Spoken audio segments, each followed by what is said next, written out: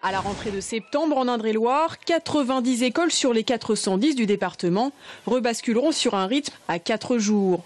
Sont concernées 80 communes, dont une grande majorité dans les zones rurales, même si de plus grosses villes comme Loches ou Chinon ont également choisi de faire machine arrière.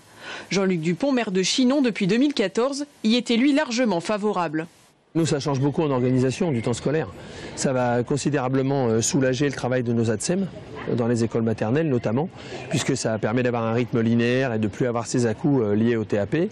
C'est plus simple à organiser parce que les temps d'activité périscolaire, si on veut qu'il y ait du contenu, c'est quand même difficile d'arriver à mobiliser, à se renouveler dans les séquences.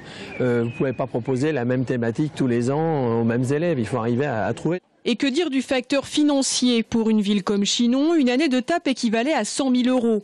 Une enveloppe qui sera en partie utilisée pour des investissements dans les écoles, matériel scolaire ou équipement de sécurité. Les grandes villes comme Tours, Joué-les-Tours ou encore Saint-Pierre-des-Corps ont-elles choisi de se laisser une année supplémentaire, le temps de pouvoir s'organiser. Du côté de l'inspection académique, cette prochaine rentrée à 2 vitesses nécessitera tout de même quelques petits ajustements. On sera obligé de s'adapter, notamment par exemple pour le remplacement des enseignants. Certains travailleront le mercredi matin, d'autres pas, et pourtant ils ont un poste de remplaçant. Donc il faudra qu'on gère tout ça en comptabilisant les heures effectuées par chacun de nos remplaçants.